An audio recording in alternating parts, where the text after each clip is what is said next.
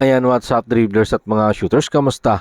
Kamusta po kayo? Rain or shine ni Last of Painters, sinamantala ang pagkawala ni Coach Chot Reyes at ano nga ba ang sinabi dyan ni Coach Yeng Kiao at San Miguel Beermen angat na sa serye matapos nilang talunin ng Chin Kings. Ano nga ba naging bintahe ng San Miguel?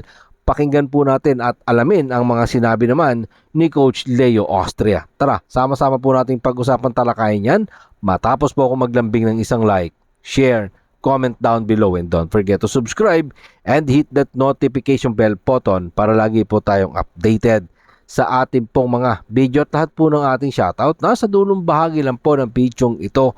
Angat pa din ang Token Text tropang 5G sa kanilang best of 7 semifinals matchup ng Rain or Shine Elasto Painters. Sinamantala nga po ng Rain or Shine ang kulang na Token Text tropang 5G 113-97 dyan sa loob ng Smart Araneta Coliseum. At ngayon, 3-2 pa din ang kanilang serye. Lamang pa rin po dyan ang naghahangad na makakuha ng Grand Slam ang Token Text tropang 5G. Naglaro nga po ang Token Text tropang 5G nang walang kanilang head coach na si Coach Chot Reyes matapos mabigyan ng 1-game suspension dahil sa 5 technical fouls.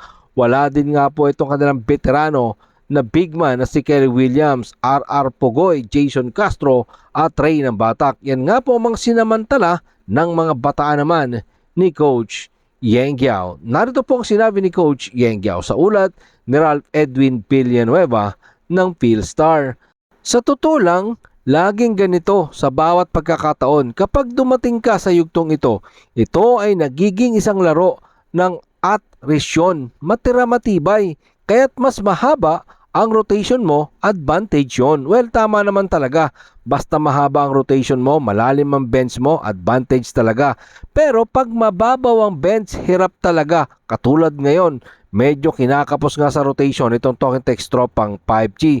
Samantalang ang Rain or Shine Elasto Painters naman, mga shooters, no, medyo malalim din yung bench nila. Kaya lang, siyempre kailangan ng playing time. Narito pong muli si Coach Yeng Kiao. Sa ulat pa din po yan ni Ralph Edwin Villanueva ng Philstar. Sana nga lang pwedeng mag-breakdown yung mga players mo. Pero iba pa rin pag key players mo ang nagbe-breakdown. But ayun na nga, we prepare for this situation. Kaya naman sinisikap mong panatilihing handa ang lahat para makapaglaro, makasurvive kami ng isa pang araw. May laro kami sa Sunday at last, nakadalawang panalo kami sa semifinals.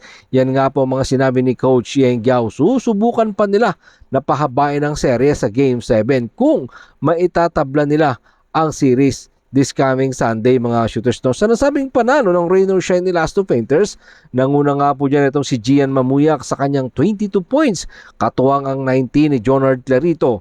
Ito namang si Nokum, Karakot at Dato ay mayroong tag-11 points na naiambag sa kanilang kupunan. So titingnan natin kung maitatabla nga ba nila ang Game 6 this coming Sunday. Yan po ang ating aabangan sa bakbakan ng Rain or Shine ni Elasto Painters at ng Token Text tropang 5G.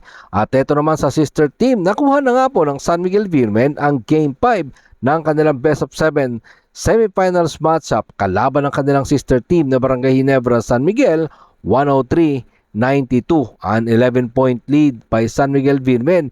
Ito yung back-to-back win ng San Miguel Beermen ngayong series. Tulad nga po ng sinabi ni Coach Leo Austria sa kanilang panalo o do sa ating unang video na rin, sabi na rin po natin to na ibang-iba na ang San Miguel Beermen ngayon. Sa panalo nga po nila sa Game 4 para itabla ang serye 2-2 at iba ang San Miguel Beermen ngayon. Sa nasabing panalo ng San Miguel Beermen, nagtuwang lang naman ito sina CJ Perez na nagpuhos ng kanyang 31 points. Si Cherokee Cruz na malaki talaga na iambag 27 points na siya namang tinanghal na best player of the game. At syempre, hindi mawawala sa scoring. Nagambag din ang 8 times PBA MVP na si Junmar Pajardo ng kanyang 14 points. Si Troliano may 11. Samantalang sa Barangay Ginebra San Miguel, 6 na players din naman nila nagambag ng double-digit performance. Una na nga po dyan ang magandang inilaro na si Maverick Hamnisi na nagambag ng 19 points. Si Thompson mayroong 14.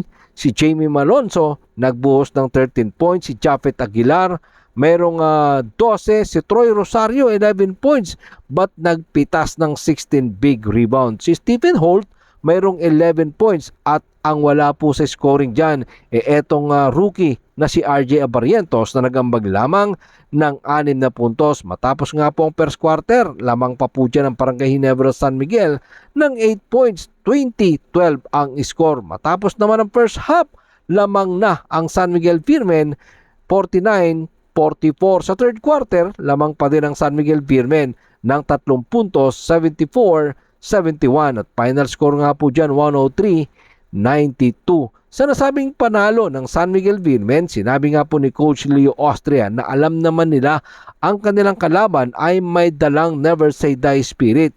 Kaya sinabi nga po ni Coach Leo Austria na pinagtatrabahoan nila ito. Narito po si Coach Leo Austria sa ulat ni Ralph Edwin Villanueva ng Philstar.